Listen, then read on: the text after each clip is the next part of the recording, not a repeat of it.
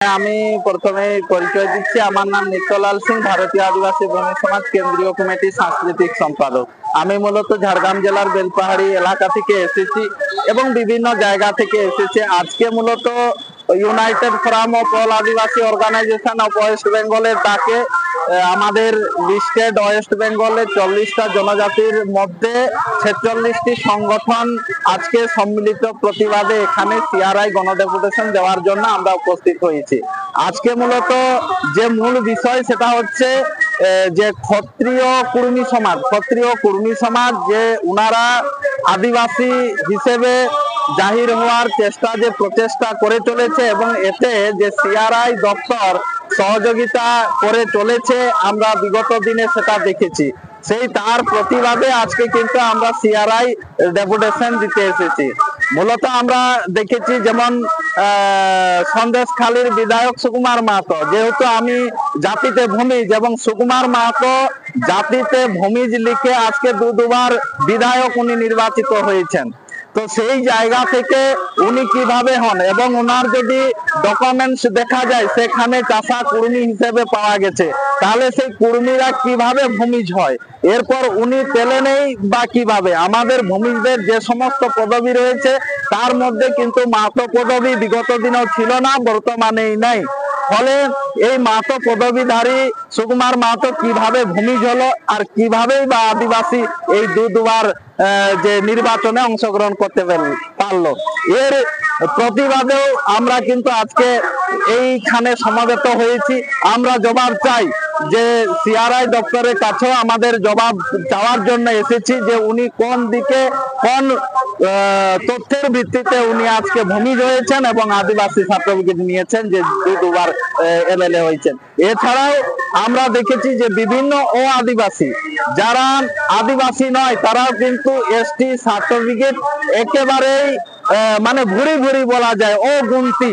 তাহলে সেই জায়গা থেকে আমরা যারা প্রকৃত আদিবাসীরা রয়েছি আমরা কিন্তু বিভিন্ন জায়গায় সুযোগ সুবিধা থেকে আমরা বঞ্চিত হচ্ছি এবং আমাদের আদিবাসীদের যে সুবিধার জায়গা সেই জায়গাটা দিন দিন সংকীর্ণ হচ্ছে।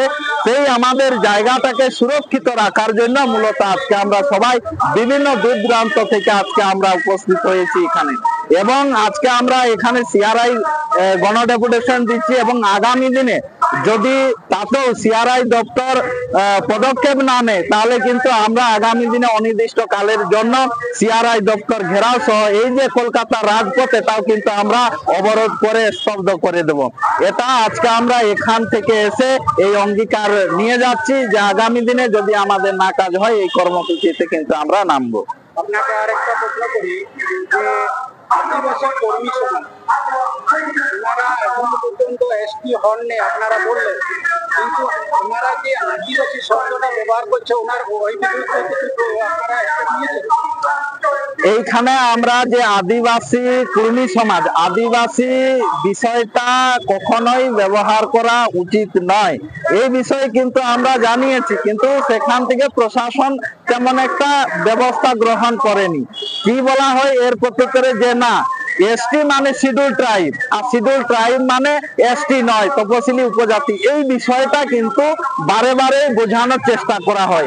এইখানে যদি বলা হয় যদি হচ্ছে শিডিউল ট্রাইবকে যদি আদিবাসী হিসেবে আমরা যেটা মনে করি যে শিডিউল ট্রাইব মানে হচ্ছে অপর নাম হিসাবে আমরা আদিবাসী হিসেবে ধরি, যেমন জলের অপর নাম জীবন, তেমনি ভাবে আমরা যারা শিডিউল ট্রাইব আছি তার মানে আমাদের নামে হচ্ছে আদিবাসী। আমরা এটা মূলত দেখেছি এবং পশ্চিমবঙ্গ সরকার তো আদিবাসী, যেমন আদিবাসীর বিভিন্ন অনুষ্ঠান সেগুলো করে, সেটা তো শিডিউল ট্রাইব বা তপশিলি উপজাতি এই নামে করতে পারতো, তাহলে আদিবাসীর বিভিন্ন নাম সরকার নিচ্ছে কেন?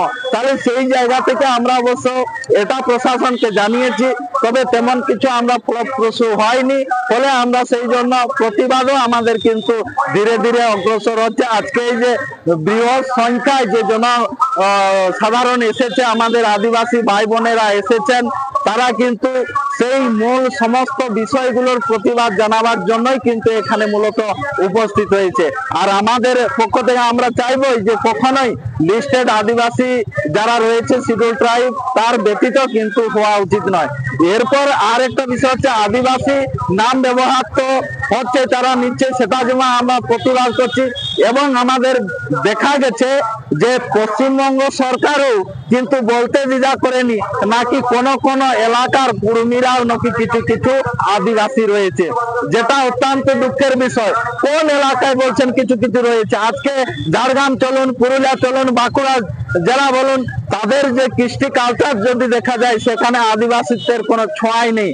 এবং সিআরআই দপ্তর থেকে বলা হয়েছে কোথাও কোথাও নাকি তাদের মধ্যে আদিবাসীদের সেই বৈশিষ্ট্যর মিল পাচ্ছে। তো সেই জন্যই কিন্তু আমাদের সিআরআই দপ্তরকে টার্গেট রাখা হয়েছে যে কোন কোন জায়গাগুলোয় তারা পাচ্ছে, কারণ আমরা যারা সেই এলাকায় বাস করি আমাদের নজরে কিন্তু পড়েনি। এর প্রতিবাদেও আমরা বা জবাব দেওয়ার জন্য এসেছি। আমাদের প্রতিনিধি যে এখনো বেরিয়েছেন, না, এখনো পর্যন্ত ভিতরে গেছে, এখনো পর্যন্ত বেরিয়ে আসেননি। আমরা ওনাদের অপেক্ষায় আমরা এখনো বাইরে রয়েছি। ওনারা দীর্ঘক্ষণ ধরেই আলোচনা অবশ্য হচ্ছে, কিছুক্ষণের